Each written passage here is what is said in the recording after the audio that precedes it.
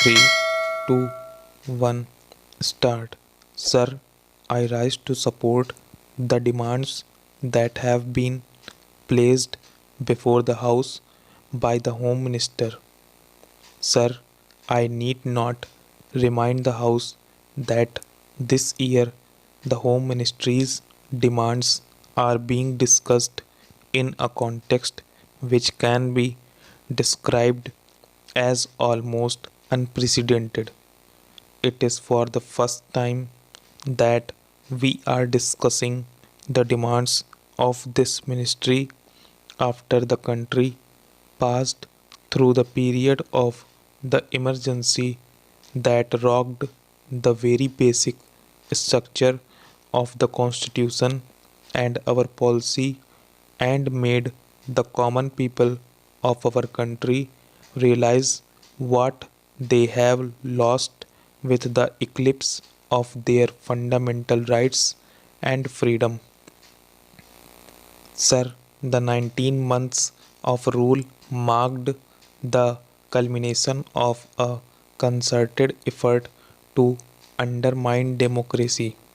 Those who wanted to destroy the democracy and convert our system into a totalitarian system had looked upon the Home Ministry as the main instrument for forcing their will on the nation. They wanted to substitute the rule of law with a reign of terror to place individuals above the law, to provide immunity to those whom the group liked, and to harass all those who were looked upon as dangerous to the monopoly of power that the extra constitutional group wanted to preserve. The then Home Minister was himself a captive of this group. It was practically a totalitarian regime and was therefore bound to be a police regime. That is why I would request the Home Minister that the whole police department should be thoroughly overhauled. Sir, I do not want to take the time of the House by listing the various agencies and organizations that were set up in the police department and the home department during emergency and before that. I also do not want to take the time of the House in describing the fabulous amounts of money that had been placed at the disposal of RAW and other agencies. Even the money was placed at the disposal of certain individuals, and that was exempted from the scrutiny of the Comptroller and Auditor General of India or the Parliament. I do not want to go into all these details, but I would only request the Home Minister to go into these things and ensure that such things do not happen in future. Under the circumstances, sir, the task of the Home Minister is therefore one of dismantling the police state that was built up by the previous government. Sir, I must congratulate the Home Minister for the excellent beginning that he has made and for the speed that he has acquired to restore the fundamental rights to the citizens and to appoint commissions of inquiry to go into the excess of the earlier rule as well as the shocking scandals that had characterized last years of the previous regime. However, in all humility, I must confess that it is not enough. The 42nd Amendment of the Constitution should be withdrawn immediately.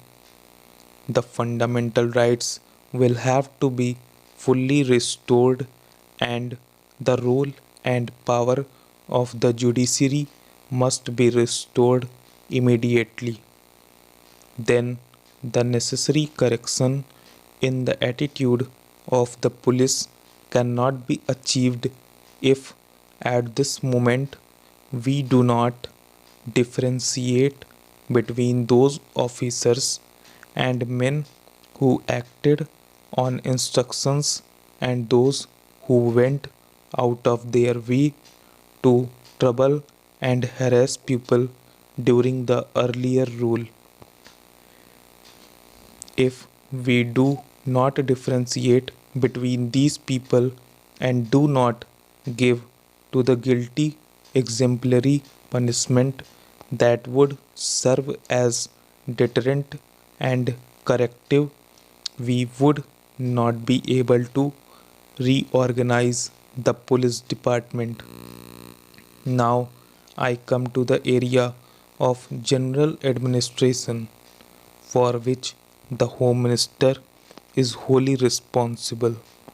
Our public offices have not earned a great reputation for efficiency.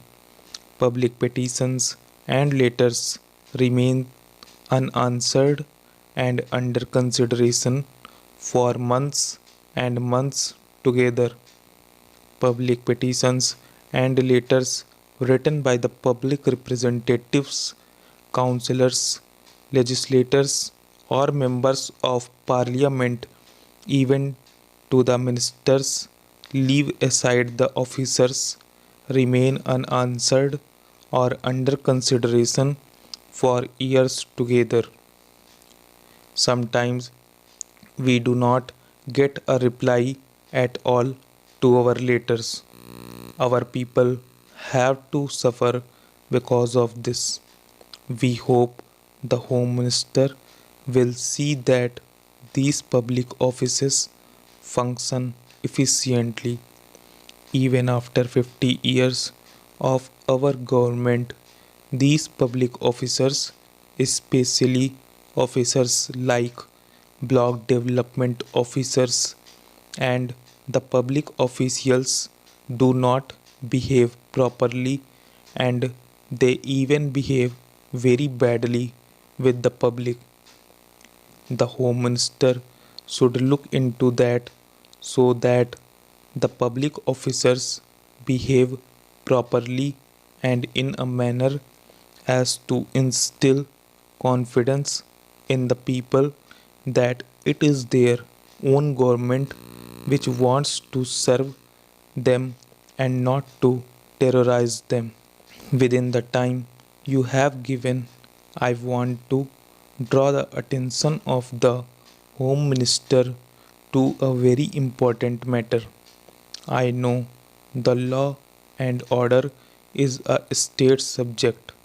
Honorable member was telling that our Home Minister has encroached upon this state subject.